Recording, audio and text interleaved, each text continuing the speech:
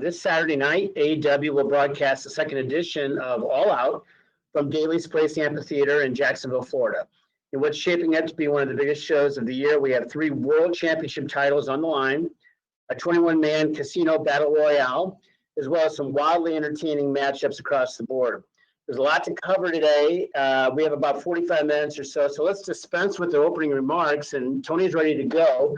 So if we're all ready to go, let's go right away to the lines. And Robin, if you'd open the line to Kenny McIntosh from Inside the Ropes, and we'll get started. Hey, Tony, how's it going? Very well, Kenny. Great to hear from you. Thank you. Thanks for taking the time. I really appreciate it. We're all very excited All Out this Saturday. I wanted to ask you, maybe it's a controversial question, I hope not, but Chris Jericho had said, I think it was last weekend, that he didn't really think that the FTW belt meant that much in AEW so far. And I just kind of wanted to get your comments. And obviously there's kind of 3 male single titles and what we can maybe expect coming up with the FTW title to give it more. The FTW title will be treated totally differently than the other titles. I'm really glad you asked that, Kenny. I'm working on a pilot, and it's a different kind of a project than the way you've seen wrestling titles defended traditionally. And it's very different from, obviously, how we use the World Heavyweight title and the TNT title. So the AEW World title and the TNT title, I think have been treated as very, very important titles. And I really, really feel great about both those belts and their champions. And the FTW, title and Brian Cage, I feel good about too, but we haven't totally established it yet. And to be honest, our plans for the FTW title, there's a lot in store, and I'm excited about it. So I'm glad you asked. Thanks, Kenny. All right, thanks, Kenny. Next up, I'm going to call on Bill Pritchard from WrestleZone. Bill, you there? Hey, can you hear me? We can. Oh, hey. Hey, Tony, how are you? I'm well, Bill. Thanks, man. It's great to hear from you.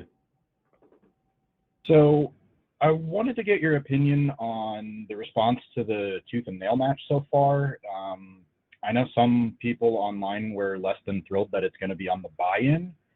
So do you have any comment just to reassure fans or make them realize that this is an opportunity for them and for more people to see the All Out pay-per-view and it's not really a demotion? That's absolutely true. I've always felt that way. And we put, from the first pay-per-view we did, Double or Nothing, we put some of our biggest stars, including Hangman and MJF, on the buy-in. And the idea of it, the reason it's called the buy-in is because we try and put exciting stuff on this first, hour of the show so that people will pay to see the whole show.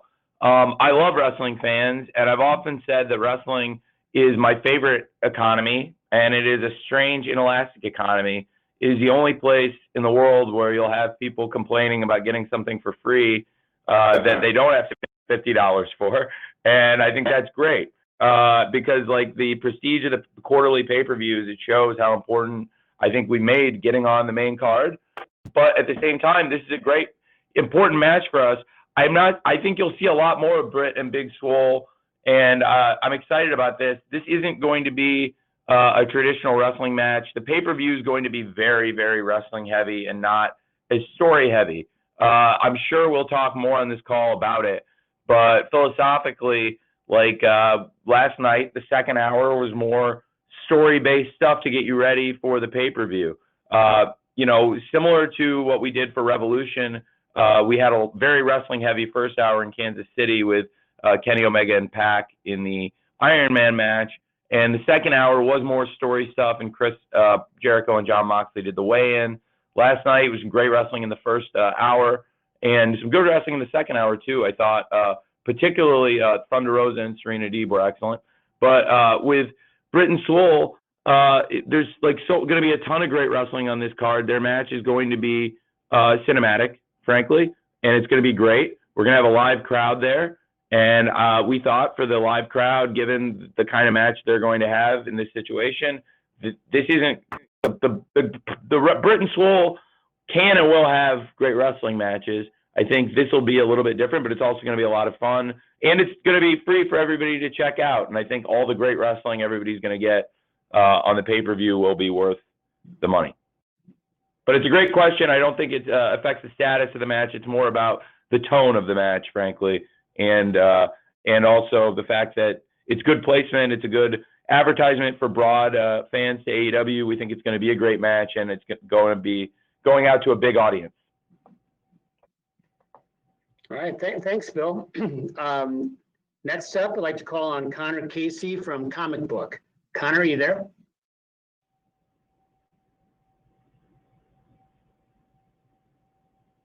Connor, you have to unmute your line. Hey, Connor. Hey, are we good? Yeah, man. Awesome. Hey, Tony, thank you for doing this. Really appreciate it. Of course, yeah. In the past few weeks, we have seen NWA power footage on Dynamite. We've heard Billy Corgan's voice, and obviously we've seen Thunder Rosa more than a few times, and she's got this big match on Saturday. What is the working relationship between AEW and NWA as it stands right now? It's the working relationship between us is the extent of the good personal relationship between Billy Corgan and me. I've had a good relationship with Billy for years, long before I got into the wrestling business. Frankly, I'm good friends with Chris Nowinski. I really believe in Chris's work, and I think the Concussion Legacy Foundation does great work. Chris has come in at my request and spoken to all of the AEW talent, and we have a good relationship with the Concussion Legacy Foundation, and Chris is my good friend.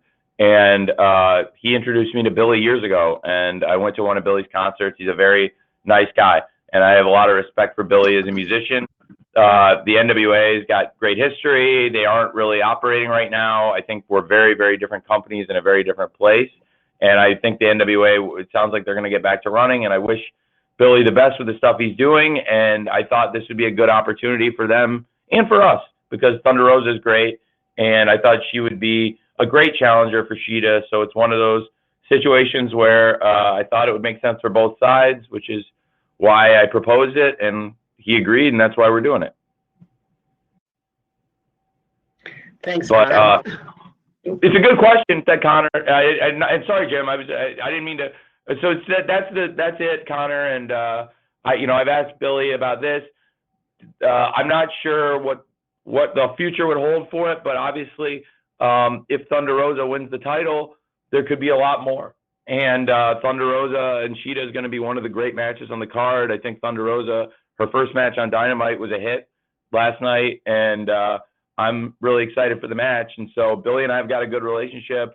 If Thunder Rosa wins the title, you could see obviously a lot more stuff between us, but I don't have any plans to use anybody else from the NWA. Although some of our star wrestlers have been there, with Eddie Kingston and Ricky Starks and Colt Cabana.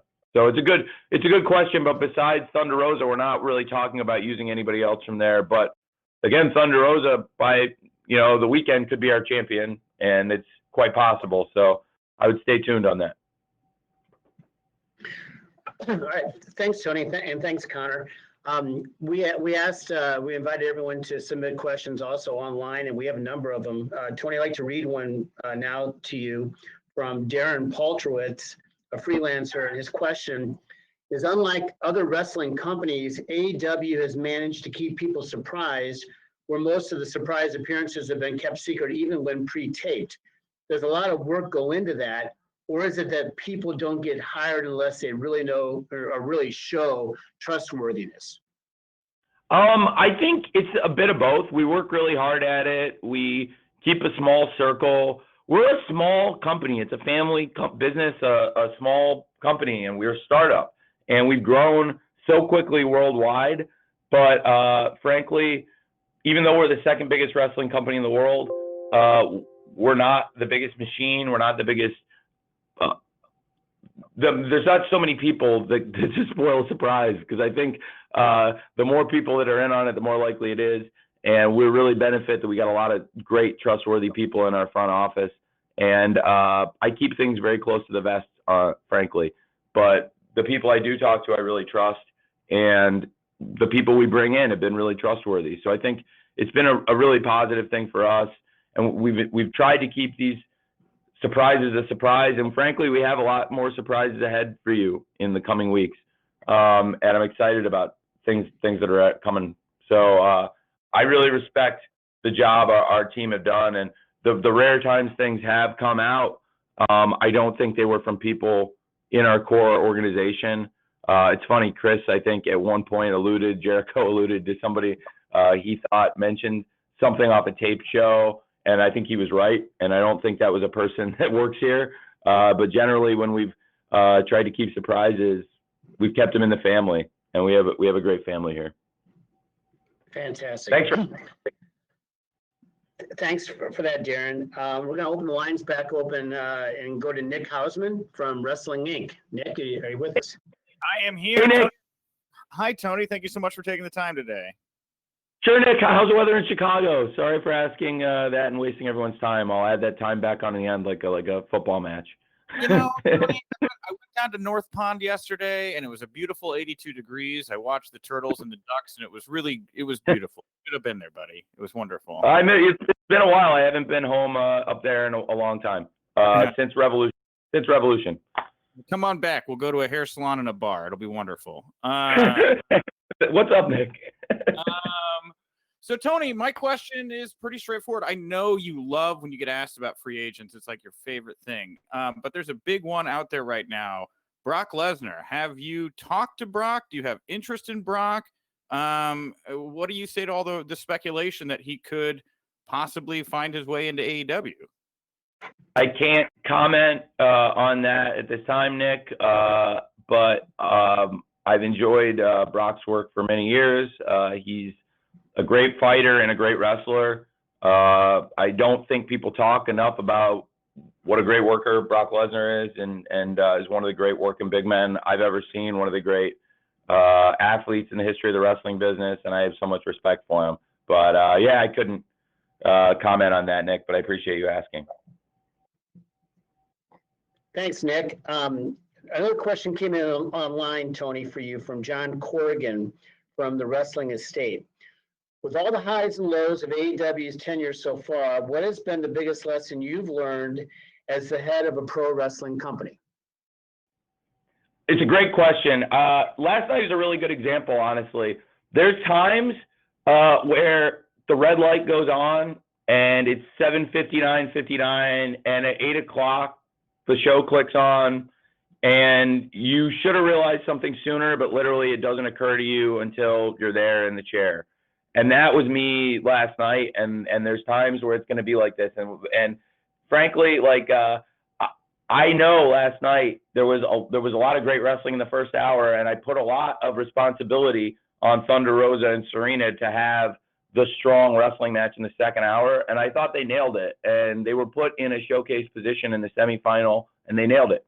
And but I kind of knew we were putting a lot on them, and thankfully they hit a home run for us. But in the first hour, like I said, in Kansas City in the first hour last night, in the go-home shows, my philosophy has been put a lot of wrestling there, put a lot of story stuff in the second half. Now, in Kansas City, some of the story stuff you got in the second half, the weigh-in with Jericho and Moxley, with, this big crowd in Kansas City, they loved it. You've got the Orange Cassidy's coming out and challenging Pac in the show, with making that match. It's a lot of fun stuff. Last night, frankly, I understood that, like, if people want to see a lot of wrestling in the show, 48 weeks a year, that's all I think about is wrestling. 4 times a year when we have these huge pay-per-view cards, they that week become the priority. The go-home shows, I treat them differently. The highs and lows and the lessons I've learned, every week I learn a new lesson. The pandemic has been lesson after lesson after lesson. I try to learn things and not do them again. And if I make a mistake twice, then I'm definitely try not to make it 3 times. The highs and lows, it's really the same thing. It's just like learning and trying to put together good shows. I have a feeling that this weekend is going to be one of the great highs. I look back at Revolution as probably a high point for us. And then I just think like that day was a perfect day for me. I had met with a lot of people. I had been with Orange Cassidy and Pac talking, separately and very late, talking about things that I wanted to see tomorrow. And I'd been with Jon Moxley and Chris Jericho very, very late, separately, talking about things that were going to happen with them. And I ended up getting very little sleep. We played early in the morning. Fulham won. When I say we've, I mean Fulham. Fulham had this match. I didn't get a lot of sleep, and then went over straight to the arena, and we had Revolution. And to me, it's the best thing we've ever done. It was just the perfect day. I would call it the ultimate high, but it was also the culmination of learning a lot of lessons. Since then, the wrestling business has changed dramatically. Last year, we were the #1 company in attendance per show in the world of wrestling. And this year, it's not really about trying to put fans into arenas. The philosophy of the business has changed completely in the last 6 months. And I feel like we've tried to roll with the punches. This weekend is going to be one of the highs. This weekend, I can't tell you how excited I am for Saturday. I held back in the second hour last night too much, maybe, because I wanted you to really anticipate the wrestling on this show, because the main card on Saturday, bell to bell, is going to be the best wrestling you've seen since the pandemic. Furthermore, I hate that it's come to this. I hate that this is what we have to do, but I've used this analogy privately and publicly, and I'm sorry to give such a long-winded answer about highs and lows. There's a lot of answers to highs and lows and a lot of things I can talk about. And I'll say this, like, the pandemic has been the best example of this. There have been such highs and lows in this pandemic, trying to do great things. To come back and do Double or Nothing and do that, I thought Double or Nothing was like the bastion of ingenuity. To be able to sit back and it's like, okay, we, with what we have, how can we do a great pay-per-view? I thought, and I'm sorry, I'll just be honest, we were both operating during the pandemic. I tested everybody coming in. This might be the pull-out quote of the press conference, but I'm going to say it. I thought Double or Nothing kicked the crap out of WrestleMania. It was a much better pay-per-view. We were both operating under difficult circumstances. I think ours, we were fortunate. It was a little bit later in the pandemic, and we had implemented testing, and we're doing testing at that time. But when we did Double or Nothing, we were still the only ones doing testing. So it wasn't like we had a good testing plan at that point. Okay. And what we came out with and did at that point, to set up a bubble and do that pay-per-view, I was so proud of it. We've come a long way since Double or Nothing. If you were if you want to see a show with wrestling fans in a packed arena, I can't give that to you right now. But what I can give you, and I've talked a lot about in the last week or two, has been a drive-in movie theater. I know everybody wants to go back to the movies and go see. Me, at least I do. I used to go to the movies all the time since I was a kid, and it's one of my releases. And I haven't obviously been able to go to the cinema in a really long time. But the drive-in movie is a way to go with your friends and family and feel safe and do the same thing you used to do before, which is go see a new movie together. And in a kind of a captive experience where everyone's not going to be in their phones and paying attention to the movie on the big screen. And I can't offer you the cinema, but I can offer you the drive-in movie. And that's how I feel about what we're doing with the live events. And it's one of the great highs for me. And to see the live crowd, Chris Jericho described it as one of the great highs of his 30-year storybook career last week, having that crowd back. We're going to go. We've got a lot of unallocated space we didn't use, but we didn't want to stretch the security personnel. The people, the staff at Daly's Place and the AEW team have done such an amazing job on this. And we're going to go a little bit closer to 15% for All Out. And again, I compare it to the drive-in movie theater. I think this is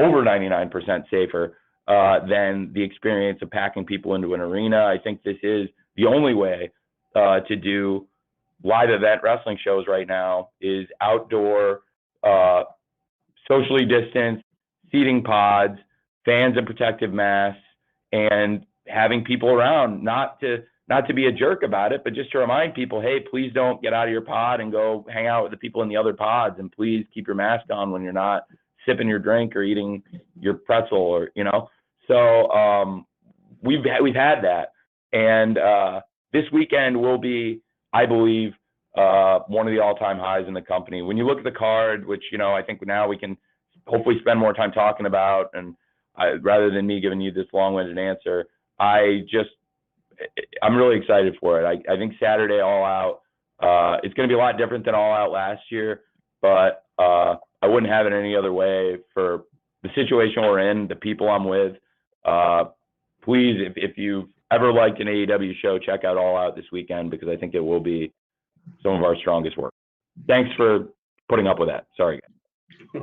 We're all good. Let's go back to the live lines. John Alba from Spectrum Sports. John, are you there? Yes, I am. Tony, thank you for taking the call. I appreciate the time. Piggybacking off of what you just said about the COVID protocols, at what point did you guys decide that you were going to let fans in, and what was the process like in determining what the health protocols would look like? We came up with this idea. I wanted to do anything I could to start looking at a safe way. Eventually, when we've got, first and foremost was a testing plan. We shut the company down in April until we could come up with a way to make it safe to do shows for the wrestlers again. So we did that. And my number one priority, A and B, are wrestler health and safety and fan health and safety. So we came in, and it's like, first, to do a wrestling show, we need to make sure we can do this and keep the wrestlers and the crew and staff safe. So we implemented a testing plan, and we returned at the beginning of May with a live show, and have been doing this with, testing, and have had great results, which really shows that the people have been doing the right things in social distancing, because we've had, I think, people have come in, and we've had very, very few positive cases, and we do rigorous testing. Once we got that implemented, I started to look at how we could utilize our outdoor space to safely have some kind of live event experience. And we'd been putting tested people, fans at ringside, but they weren't really fans. They were wrestlers and crew and staff, but it added a sense of normalcy. You've probably heard me say it by now that I got this idea from watching The Tonight Show, and they had the crew in the studio. And I would, going back during the first week of the pandemic, looking at how shows were handling it, that was the most creative thing I'd seen. And then how can I kind of take that and replicate it? How can we do this? Well, Daly's Place has 3 levels and is a really big outdoor space. Eventually, we had the staff kind of spaced out in the bowl, and I started to wonder about the top 2 bowls. There's not a bad seat in the house as far as the stuff we've allocated. I mean, there's great views, and it's my first thought was, is it for egress, for getting people into the building, temperature testing, all the things you need to do, the things I never thought of that our marketing staff put together, like the pickup of the when people have ordered items online for shop AEW, they're able to pick them up, which I never even thought of how we'd get through that, or the concession lines, and the creative thought and ingenuity that our team put into it. We've spent the last several months working on it, and then we did kind of a soft open. We invited some staff and some sponsors and local friends to come and sit up there, and did temperature tests, all the stuff we're doing now for them as kind of a soft open. We slowly started to hire more security personnel.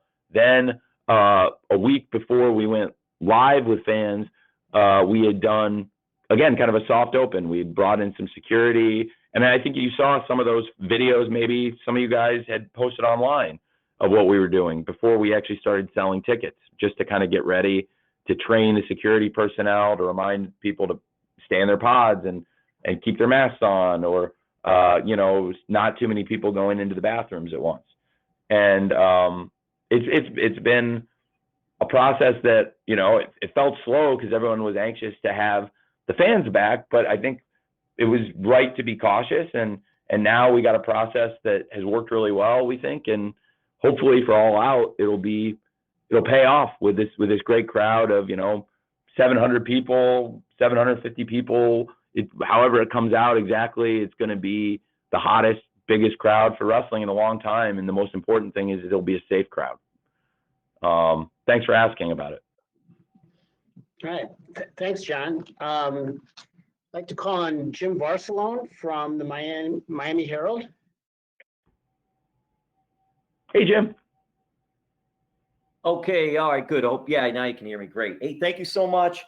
I'm curious because you mentioned Thunder Rosa and Serena Deeb. I'm wondering about Serena Deeb, and and your women's division in general. And might we be seeing more Serena on the show? And just you had a great women's tag team cup tournament that was just amazing. And what are your thoughts of the division these days, and also about Serena? And thank you. Oh, sure. Thank you. Well, we've been bringing in more talent. Some of our best wrestlers in the division, including our first champion, Rio, have been trapped outside the U.S. because of the pandemic. Yuka Sakazaki was also one of our top wrestlers. And so not having them, we've been looking to bring in more talent. And Thunder Rosa challenging Shida for the championship. And now Thunder Rosa being positioned here with a chance to be a top wrestler and maybe even the face of our women's division. And then you've got Serena Deeb, who many of us are familiar with from her work in the Straight Edge Society for WWE. And I hadn't seen Serena work in a long time. I heard she had been looking really good in the ring, and she came in, and I thought she was really impressive, and she got, frankly, rave reviews, and I'd love to have Serena back. And again, Thunder Rosa versus Shida, we're very excited about on Saturday at All Out, and that's why we've been looking to expand and bring more talent in. The Women's Tag Team Cup, we brought in more talent. Tay Conti and Anna Jay were a good team, and now the Dark Order has been recruiting Tay Conti, and we think that could be interesting to see where that goes. So, yeah, because of the pandemic, we thought we had some very good women wrestlers that were a really important part of the division, and with them not being here, hopefully they'll be back soon, and that's why we've looked to bring in some new talent who I think have really done well, especially in recent weeks. Thanks for joining us, Jim. Next up is Amy. Oh, by the way, just if I can, Jim, if I can, for both Jims, just real quick, Jim, if it's okay.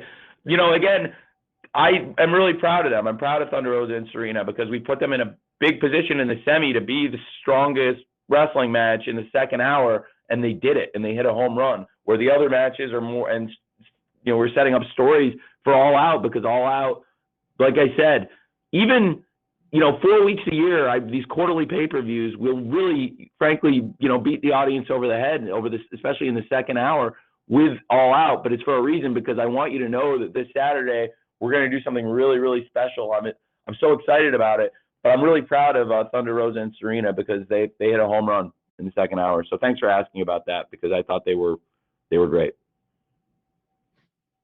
Okay. Amy, you may have heard me call on you. Amy and Emily, are you there? Yes. Hi. Can you hear me? Yeah. Hi. So this question is for Tony. What's it like being a wrestling fan who's now in charge of one of the biggest wrestling companies in the world? Are you still a fan? Has it changed your relationship with wrestling at all as you've worked through the last year and a half? Yes, it's changed my relationship with wrestling immensely. It's one of my favorite things in the world. I learned so much on the job, and that's what I was talking about last night. You sit down in the chair and you realize things sometimes, that you'd pace things differently or do things differently. I've been through some of the most hectic situations of my life, but it's one of my favorite things, and I am so happy to be in it. I have surreal moments all the time, like anytime I do a podcast or anything with Tony Schiavone, you know, I look over and I think it's ridiculous that, you know, Tony Schiavone, who I've been listening to my whole life, that I work this closely with, you know, whether it's producing him on the show or on this podcast or in post-production, Tony does all this great work. It makes me so happy when I think back to Tony Schiavone telling the story. You know, I've listened to his podcast before there was AEW, before I knew I was starting AEW, and he would talk about how, you know, he had regrets in the wrestling business, and one of his great regrets was leaving the WWF. And he had this job that was a pretty good job, and he left it to go back to WCW. He thought he made a mistake, and there were parts of the job he really liked. He really liked working at Coliseum Video. He liked being a producer, and he liked doing the announcing, but I think the most organized he'd ever seen the operation in terms of production, in terms of producing the announcers and what they were looking for, was probably the WWF, and I don't think they had as much structure in WCW. I hope and strive to be somewhere in between, where we're not overproducing the announcers, but I do feel like I've got a really good working beat with all the announcers. And I bring Tony up specifically because throughout the year, he's been with us. And even through the darkest days of the pandemic, through the shutdown, when we ran a bunch of tape shows in April and got it all together in a marathon, Tony was such a workhorse in post-production. And so I bring him up not exclusively. I have these experiences all the time as I sit in Gorilla, with Dean Malenko and Jerry Lynn working through the matches, but I also don't really have any time to think about it because it's so hectic and crazy. But every day, I share, an office and a meeting space with, Chris Jericho or Matt Hardy. It's pretty surreal. And to think that Chris Jericho and Matt Hardy are going to be in very, very prominent matches on All Out makes me really smile. But I also can't really be biased or think of it that way. And so, yeah, it's crazy. I'm really, really excited for this weekend, and things like All Out and shows like All Out are what get me going. I'm also really excited for this whole week because I know that the Dynamite after All Out is going to be really, really good. I can't tell you guys everything about it yet because you're going to have to see the pay-per-view and see what happens on the pay-per-view. And there'll be some fun surprises, but this whole next week, I'm really, really excited about. And as a fan and also as what I do professionally, that this is one of my great loves, my great love. Thanks for asking. Tony, I'm going to ask a question on behalf of Alex McCarthy from Talk Sport, who wrote in. Alex's question is, how has picking up new talent like FTR affected the long-term booking you've often spoken about? Have you enjoyed the challenge of pivoting? I have. It's been crazy. As we've added people, you do have to change plans, and at the same time, there's some people that come in and they make it very easy for you to change your plans. And when you get top talent like FTR, who are one of the best teams, if not the best tag team in the world, they fit into your plans it fits like a glove. When you want to have the best tag team division in the world, you can't go wrong when you sign arguably the best tag team in the world and pair them in a division with a lot of the other candidates for the best tag team in the world, including Kenny and Hangman, including the Young Bucks. I thought Kenny and Hangman and the Young Bucks set the standard for American tag team wrestling this year and pretty, going back a pretty long time with their match at Revolution. And FTR versus Kenny and Hangman now, they have to try and reach that bar, and I'm excited to see if they can live up to it, but I also think there's a great chance they can. And as far as bringing other new people and pivoting, I really appreciate you asking this because I never thought we'd be in this situation. It was kind of a dream situation in terms of being able to hone your craft, being in Atlanta with, less than 30% of your roster and trying to put together shows and having them make sense and not knowing whether you're doing 4 shows or 5 shows or 6 or how long it's going to be, that you need to stretch these tapes and all the things you need to think of to get through that. That we got through the month of April is if ever you can pivot around and make it work and piece together shows and then come out stronger and do really well in May. And I was so worried about Double or Nothing and how we were going to do Double or Nothing and make it a great show. And we did. So if ever there have been, questions about how to get people in and pivot your ideas when you sign new people or the flip side, frankly, man, is it's that much harder when people aren't there. Going to Fight for the Fallen when we had some changes to Fyter Fest, it wasn't exactly as we were originally thinking of doing it, but it worked out incredibly well, I thought, under the circumstances, and all the shows did really good numbers. So yeah, it's fun, but it's a lot easier when you have to pivot because you sign great new talent like FTR as opposed to when you have to pivot because, people aren't available and it's a pandemic. So I think we've had unique experiences that have helped us do it. There's an expression I saw somebody use on Twitter. This is very anecdotal, and I hope, I hope it's okay. Somebody used the expression "the COVID push." I was like, man, that is a harsh expression, but it is frankly a thing. That in the pandemic, when based on availability, there are people that have really stepped up, and that's what they got. And there are people that have made the most of it, not just in AEW, also in WWE and any places that have been wrestling. Now New Japan's back up, and you push the people you got, and we're seeing people trying to be creative and do the best they can with what they got. I thought Double or Nothing with a hand we were dealt and what we had to build it up, and then coming back May 6th, and then we'd already kind of put in the first layer of the house, some foundation, setting up Cody versus Lance Archer in the TNT tournament, and then implementing other stories and reintegrating some of the people you'd only seen on video packages or promos for like the past 5 or 6 weeks. That was a challenge going into Double or Nothing. So anyway, for All Out, point being, now that we have this great roster, I thought Double or Nothing was hard to get to. This card, to me, when you look at the matches on this, I think having live fans, this has a chance to be a really, really special pay-per-view, and it wasn't as daunting a task to get this card together in a lot of ways. All right. Thanks, Tony. We'll go back to the lines now. Calling Sean Radican from PW Torch. Sean, you there? Yeah. Hi, Tony. How are you? I'm great, Sean. It's great to hear from you.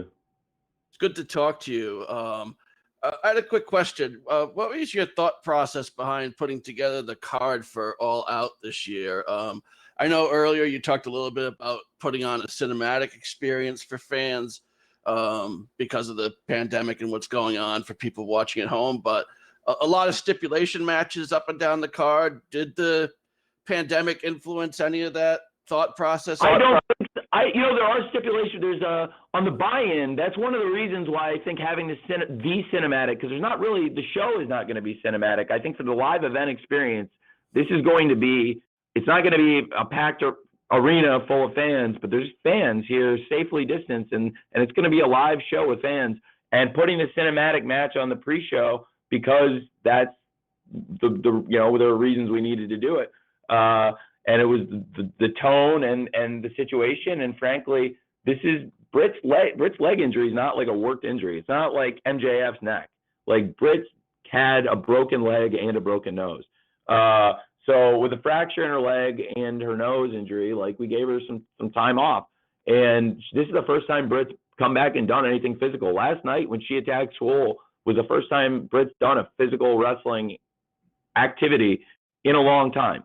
And I'm really excited for this match, but there's a lot of reasons why I think it's the right reason to do it cinematic, frankly, and for the people asking, I think that's why. For the wrestling on the show, there are some stipulation matches, but there's also just a lot of great wrestling. And I think when you look at it bell to bell, even though there's going to be obviously Mimosa Mayhem, I think will be a great match, and Chris and Orange Cassidy have had a few great straight wrestling matches on television now, and really great examples of chain wrestling and the art of the comeback. This will be the most fans they've worked in front of, and this is going to be a great match. Matt Hardy and Sammy is the broken rules. Effectively, it's a last man standing, loser leaves town match that applies to Matt. And Matt and Sammy have had this great feud. There's a great story that Sammy wants Matt out of AEW. Really, since Matt's been in AEW, he's mostly tormented Sammy and vice versa. So Sammy's an original. He is the original. He wrestled in the first ever singles match in AEW. He wrestled the first ever match on Dynamite. And, he's wrestling now in our first last man standing match. He was in our first tables match. And this is going to be a lot of fun. And if you look at the rest of the card, you got a casino battle royale, which also is involving a lot of people on the card, but I think will be, frankly, a great example of how far the roster's come since our first show, because I think this casino battle royale, now that we have this depth of a roster, we'll see a lot more talent in it, and you'll see that the roster has come a long, long, long way. Who's in this one versus where we were with the first Casino Battle Royale. We had some great people in it with MJF and Hangman. We established some new talent like Orange Cassidy in it, but there were a lot of people in it who probably were not at the level of wrestling that are going to be in this one. And then I'd like to just go down the rest of the card because I feel like, Sean, there's so much good bell-to-bell wrestling, and for a person who just wants to see great wrestling matches, when you look at Young Bucks versus Jurassic Express, who are two of our top teams, and they're both in the top 5, and I think we really believe in the tag team wrestling, and it's like a title eliminator in UFC or boxing because they're both highly ranked, and the winner of the match will be better positioned for a championship match with the winner of Hangman and Kenny versus FTR, another great wrestling match that we think will have a chance to steal the show. Shida versus Thunder Rosa. I'm very, very excited for this as a bell-to-bell wrestling match again. And then, of course, Moxley versus MJF will be, I think, a really, really strong wrestling match on this card. And I think, when you look at that, that has a chance to really be a great chance to establish whether it's going to be John's run of dominance or whether it's going to be that Max is the future of this company. And frankly, I think it's both. I think John's had such a great run as a champion, but I also think Max is arguably the future of this company. And I'm really excited for everybody to see what we're going to do here and how this match is going to go. I'm really excited for both of them because I think as far as like a big fight feel, this has it to me. I'm really excited for their match. And I think I'm really excited to see, how people come out of this with the show. There's also the 8-man tag. And I'd be remiss if I didn't say that I thought how Brody Lee won the championship was a very, very, very strong moment for us and got a big response and shocked a lot of people. The Dark Order, again, when we like what I said with the Casino Battle Royale, I think as an organization, as a group of heels, they've come very far from where they were last year. And Brody Lee has a chance to be a great TNT champion. I think the TNT championship means more in our company than other titles outside of the world title in other wrestling companies, if that makes sense. There's a reason there is a TNT champion. We have this media relationship that means so much to us. It's our prime source of revenue. It's our prime source of exposure other than these huge quarterly pay-per-views that we build to, like All Out. And Brody Lee's a great champ for us. And this match he's got with just a lot of moving parts in this situation. The babyface group with Dustin and QT came out to support Cody. And then a couple of Cody's friends, Scorpio Sky and Matt Cardona, who's an outsider, showing up. I think that has a chance to be a great match too. And anytime I can see Dustin Rhodes wrestling on pay-per-view, I'm always happy to see that since I was a small kid. And Colt Cabana and the Dark Order, it's been a great story. So I think there's a lot of great wrestling on the show. Nothing I'm more excited about than MJF versus Moxley for the championship. But really, all the championship matches and that 8-man tag and Bucks versus Jurassic Express, I think they're all strong wrestling matches without really the reliance on the stipulations you're talking about, Sean, although there are a few matches on the card that have them. I think you'll see there's going to be a lot of great wrestling, man. All right. Thanks, Tony. You got time for a few more. I got next in line here is Mike Johnson from PW Insider. Mike, you there? Hey, Mike. Mike, you need to unmute your line.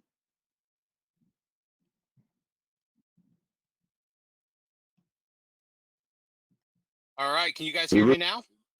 Hey, Mike. Hey, how are you, Tony? Good to talk to you, sir. Great. You brought up the relationship with TNT and Warner Media. What's the status of the second AEW series coming to TNT? Is it still going to be envisioned as AEW Dark, the way it was mentioned a while back by Kevin Riley? And how has the relationship between the two sides changed, if at all, with all the shuffling within Warner Media? I tried to. Thanks for asking, Mike. It's great, and I'm glad you asked. It's funny because I speak to them a lot, and They've actually, I've had texts from top executives at Warner because we talk so much about promoting the show and about ideas. They actually texted while I've been on this call with you guys. It's a great relationship. And like I said, it's a lifeblood of our company, our media partnership.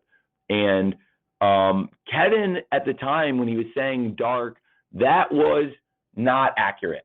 We were not going to bring dark as the third hour, and we had communicated that, but it was a miscommunication. I think Kevin misunderstood some of the materials. Dark was doing very, very well, and I think is doing very, very well, and Dark has actually risen since this conversation we had with Kevin, but that we would do a totally different third hour and keep Dark on YouTube, and that is still the plan, and that show will be launched in the next year. I don't have an exact date. I can promise you it will be in the next year, but I don't know exactly when. And there's a lot of work that's going to go into it that still needs to be done in terms of market testing. There's a lot. A lot goes into launching a show, and before it'll go on network television, we'll have to do all that work. And I think, frankly, as far as going in and doing that market research and putting together a launch plan, the pandemic sidetracked us on that, and it made it more difficult. And as far as people developing new shows and working on them, a lot of shows have been slowed down. We've been really fortunate that AEW Dynamite has been on through the pandemic and done really, really well, and has consistently been in or around the top 10 shows. And that was our goal and their goal for us. And I don't know exactly when, but as things are starting to hopefully get more and more normal, and as the country keeps trending in a better direction, hopefully, in terms of going back to work, we'll be definitely launching the show soon. I don't know the exact date though, man. And then as far as the relationship to your question, which you asked, yeah, I'm very fortunate that I met Kevin. I'm glad you gave me a chance to say this, and that on the call I can address it, because without Kevin, there would not be AEW, quite possibly. And I'll say that because even when we got to a point where we didn't have a deal and I wasn't sure the show was going to be on TNT, I had gotten far enough down the road where I knew I was going to do this. It was a crazy process. Sometimes I see people say, and it's not a bad thing, because it's a really important part of our brand, and it's a selling point for what I'm doing this weekend. And this is fitting timing that it's the 2-year anniversary of All In now, but it's the 1-year anniversary of All Out. All In was a hugely important show for the wrestling business. I was going to start a wrestling company before All In. I've seen people say that there wouldn't be AEW without All In. There probably would be AEW without All In, but I don't know if it would have been the same success it was or how it would have gone off. John Moxley had one of the greatest quotes ever when he described meeting me and how it went and how it could have gone. And he was like, I didn't know him, and could he have totally screwed it up? Yes. And it was that was this. It was could have really gotten screwed up, but it didn't. For our relationship, Kevin was the guy that, for me, he opened a lot of doors. When I went to All In, I wanted to see how it went, but I knew we would be doing we'd be adding a lot and doing a lot of things. And I knew the guys had drawing power. And as far as the show, I wanted to see a good show, but whether it was good or bad, there was going to be AEW. And for Kevin, I had gone to Kevin in April on effectively a whim, those moments, and hopefully it inspires people, because the worst thing people can say to you if you have a dream is no.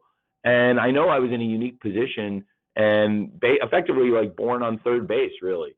And this was my cliche. I'm sorry if it's a cliche being this expression, but it's how I feel. I'm very grateful for the position I was in, and then I was able to effectively get home for us on this by going to Kevin and making an aggressive move, telling him I wanted to start a wrestling company, and that if he was going to be bidding on media rights for wrestling, he should talk to me. And I think at first even though he knew, I had credibility in the world of sports and we're friends, he thought maybe this was completely crazy idea, but he humored it. But it wasn't like Kevin just then greenlighted the show.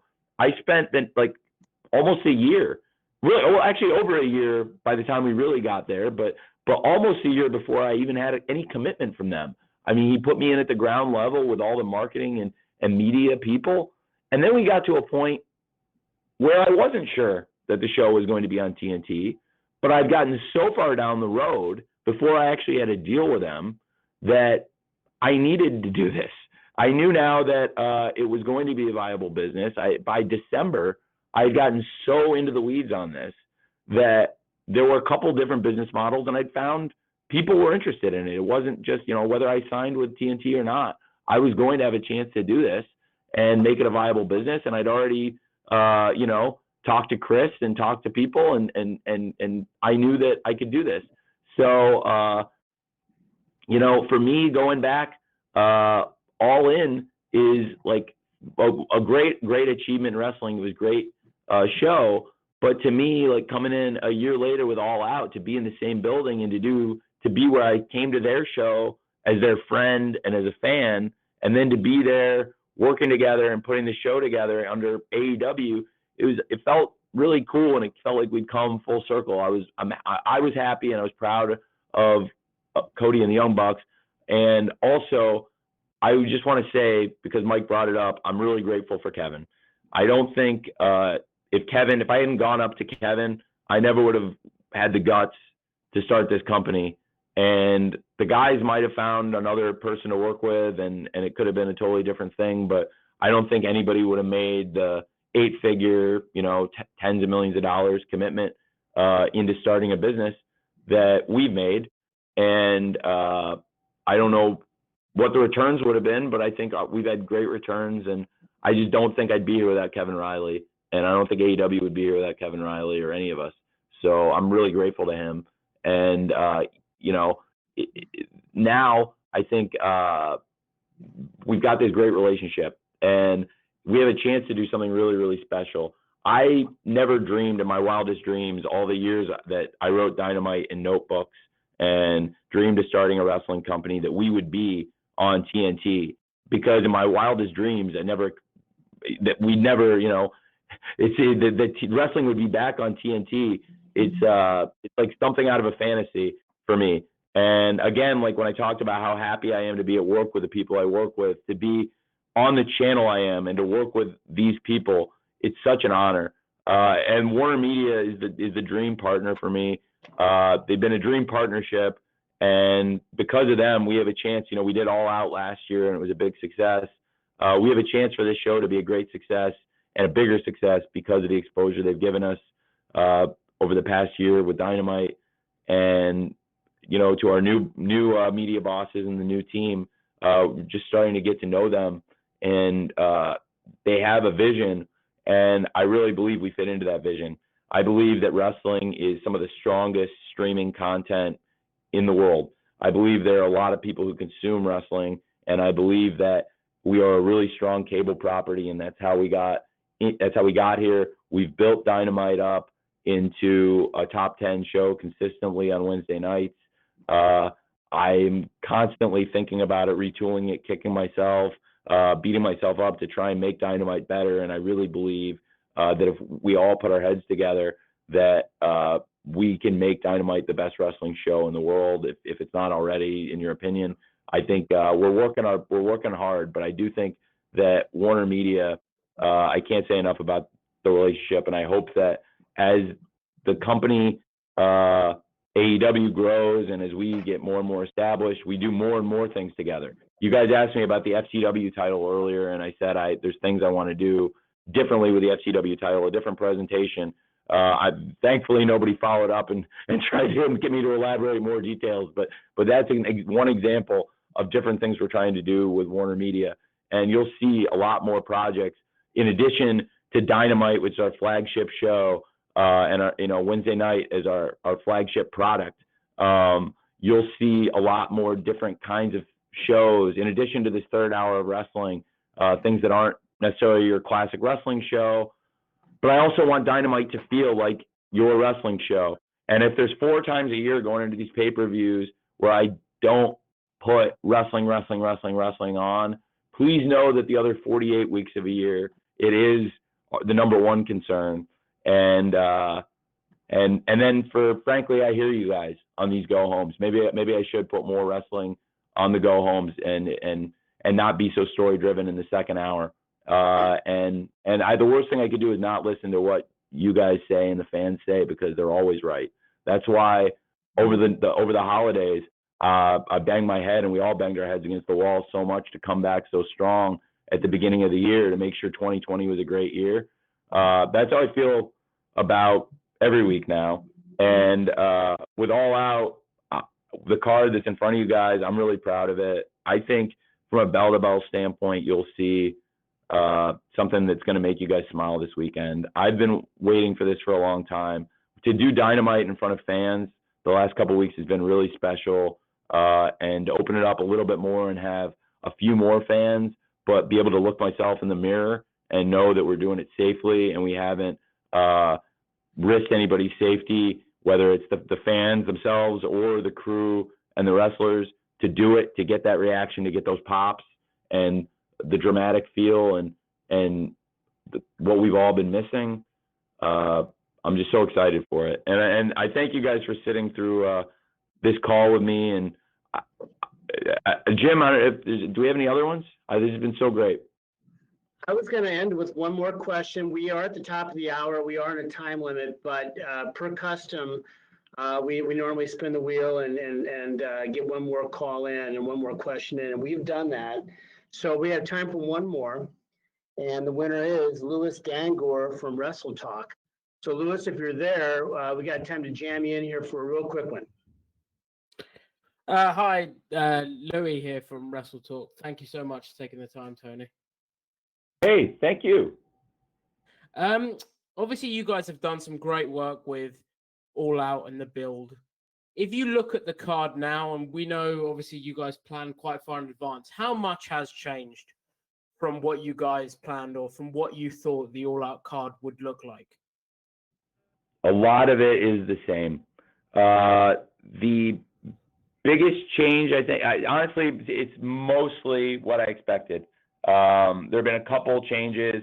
I originally had Britt and Swole on the main card, and not being sure that Britt hasn't wrestled in a long time, and I think their cinematic match is going to be great, but that was one thing that I changed. And then also, most of it really has been the plan all summer. I think when you look at that we wanted to do MJF challenging Moxley for the championship, that we believed, Kenny and Hangman had this great run as champions, and now we got arguably the toughest challenge we've ever put in front of them, the number one contenders being FTR, Matt and Sammy, the culmination of their story, and Chris versus Orange Cassidy. I think that some international challenges changed things up, and Thunder Rosa was some ingenuity. Kenny threw it out there, and like I said, I have a good relationship with Billy, and when we were listing names and Kenny said Thunder Rosa, and I was like, I'll call Billy, it's a great idea. I'd love to do that. And so I booked it. And that was a change. Some of the names in the Casino Battle Royale, there'd be some people, if I had my ways that everybody could be here, that might be a little different, but generally the vast majority of those people are the people I would put in. And honestly, a lot of it's been good, man. There's been people that have come in through the pandemic. Like great examples would be guys that have gotten signed out of the Open Challenge, Ricky Starks and Eddie Kingston. Ricky Starks came in, I didn't plan for this. Cody had a list of names that he suggested, and they were good names. And at the Ricky Starks week, Ricky Starks was by far my favorite name on the list, even though I'd never seen him in person and had briefly met him once in Texas, but never really spent that much time with him or gotten to know him, and had never seen him work in person. He blew me away in his match with Cody. And I really wanted Ricky to be here. And not only that, but while Ricky was in the ring with Cody, I knew what I wanted Ricky to do. And I had already turned the gears in my head about Ricky being with Taz and about Ricky working with Darby and John Moxley, and before he had even gotten back there. And I thought that was a home run that he hit and that Cody hit with him in what was kind of a tryout match. And Ricky hit a home run. So that was something I hadn't planned for Ricky. And now Ricky's a huge part of AEW and a huge part of this Casino Battle Royale, but I didn't expect that necessarily months ago. And also Eddie Kingston is another one. I've been a fan of Eddie Kingston a long time, and I really enjoy Eddie. I think he's a great wrestler and a great promo. And I'd always thought maybe Eddie Kingston could come in and fit in here, but it just hadn't. I don't know.